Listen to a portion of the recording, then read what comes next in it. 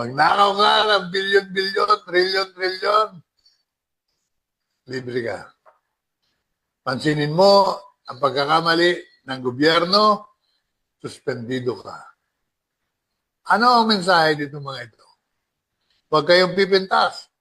Pag namintas kayo ng namintas, hindi namin igagalang ang saligang batas. Ang garantiya para sa atin na hindi tayo dapat pinaparusahan kapag nagsasalita tayo ng malaya, sapagkat yan ay garantiya ng ating konstitusyon. Guaranteed by the Constitution that every citizen, every Filipino can speak freely, lalo-lalo na yung mga inihalal. Ang pinarurusahan yung katulad mo na nagsasabi ng totoo. Kitang-kita na ngayon. Kitang-kita ang ebidensya. Ang ating Kongreso ay hindi na ngayon kamara ng mga malayang mamamayan. Ang Kongreso ngayon ay talagang masasabing representatives of the people.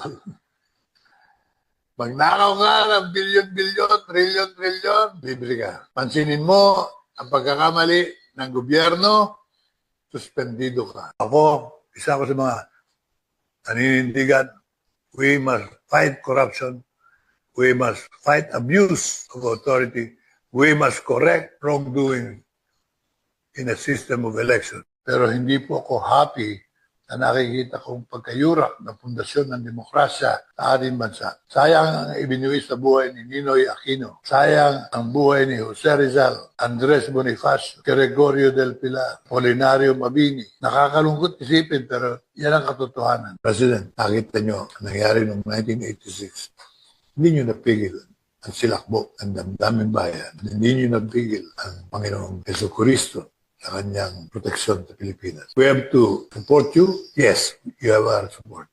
But you have to respond to what is good for the Filipinos.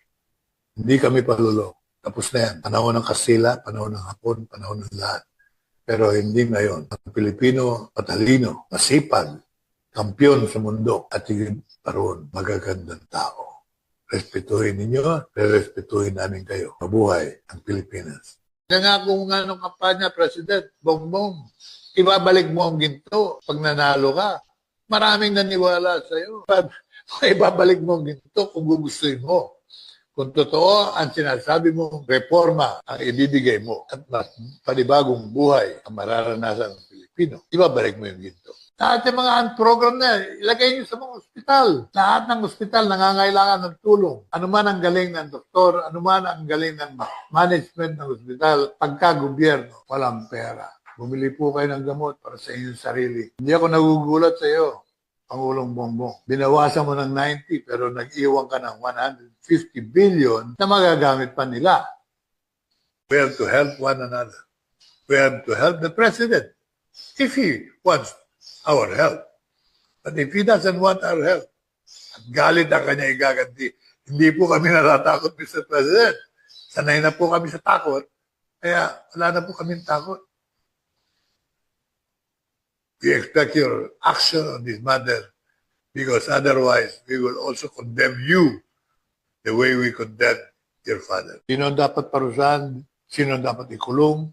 Maski na pisang buo mo si Speaker, kung guilty, ikulong mo. Makita ng bayan ang katotohanan ng liderato mo. Ang sabi ng kapatid mo, si Senadora Amy Marcos, ikaw daw ay drug addict. Gusto ko lamang imulat ang mga mata ninyo sa lawak ng korupsyon sa ating sistema ngayon. It starts with election.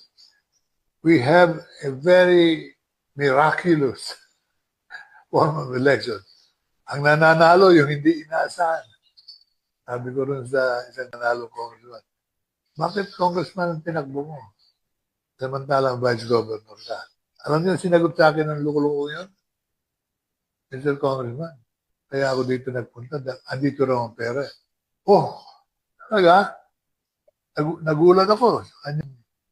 Pero yung mungkahi ng iba, na itigil na lahat ito, huwag tayo susunod dyan, ha? Huwag kayong magsasawa na magsalita at humingi ng katarungan.